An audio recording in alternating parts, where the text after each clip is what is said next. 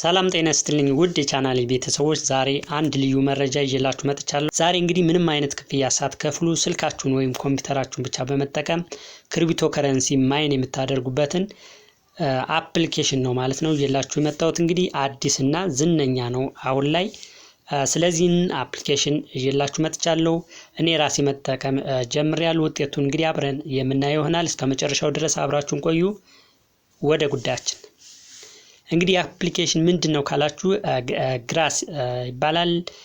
ይህ ማለት የኛን ጥቅም ላይ ያለው ኢንተርኔት ባንድ ዊድዝ ለኤአይ ወይም አርቲፊሻል ኢንተለጀንስ ስልጠና እንዲውል በማጋራት ነጥቦችን የምንሰበስብበት ፕሮጀክት ነው።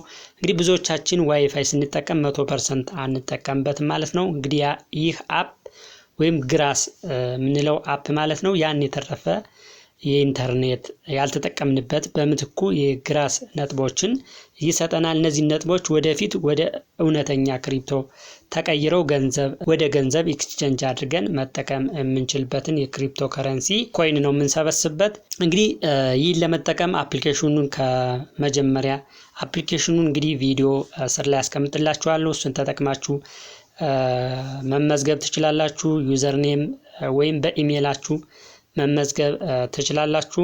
ሌላው እንግዲህ ጉግል ክሮም ላይ ኤክስቴንሽን በማድረግ አፑን መጫን ትችላላችሁ። በስልክ የምትጠቀሙ ከሆነ ደግሞ ኪዊ ብራውዘር በመጠቀም ይህንን አፕሊኬሽን ወይም ኤክስቴንሽን መጫን ትችላላችሁ። ያው ለመጠቀም ይህንን አፕ ሌላው አንዴ ኮኔክት ካደረጋችሁት በኋላ ምንም አይነት የምታደርጉት ነገር የለም ወይም የምትሰሩት ነገር የለም። ኢንተርኔት እስካለ ድረስ አፑ በራሱ ስራውን እየሰራ ወይም ባንድ ዊድዛችሁን ያልተጠቀማችሁበትን ኢንተርኔት ሸር በማድረግ ብቻ እናንተ ነጥባችሁን እንዲቆጥር ወይም መሰብሰብ እንዲያስችላችሁ ማድረግ የሚችል አፕ ነው። ሌላው ጥቅሙን የዚህ አፕ ጥቅም ስናየው እንግዲህ አንደኛው ባትሪ አይጨርስም፣ ሁለተኛ እናንተን የግል መረጃ ወይም ዳታ በፍጹም አይነካም ማለት ነው። ወይም ፕራይቬሲ ምንለው የሚጠቀመው እንግዲህ አፕ ኢንተርኔታችሁን ብቻ ነው ሸር የምታደርጉት ወይም የሚጠቀመው። ስለዚህ እንደ ማስጠንቀቂያ እንደ ዋይፋይ ለምሳሌ አንድ ዋይፋይ ላይ ከአንድ በላይ አካውንት ለመክፈት መሞከር አይጠበቅባችሁም። ምክንያቱም ይህንን ካወቁም ምን ሊያደርጓችሁ ይችላል? ባን ሊያደርጓችሁ ይችላል ማለት ነው። ስለዚህ በተለያዩ ዋይፋይ ካሉ በእነሱ ወይም አንድ ዲቫይስ ብቻ መጠቀም ይኖርባችኋል በአንድ ዋይፋይ ማለት ነው።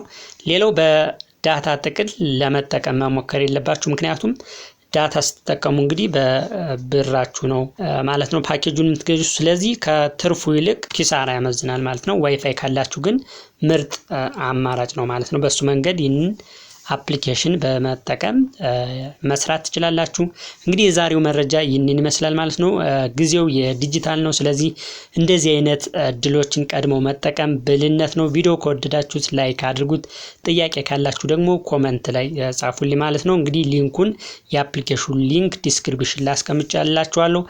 በሱ በመመዝገብ ማይን ማድረግ ጀምሩ። ለሌሎች ጓደኞቻችሁ ደግሞ ይህን ቪዲዮ ሼር አድርጉት። በቀጣይ ቪዲዮ እስከምንገናኝ ቻው ቻው።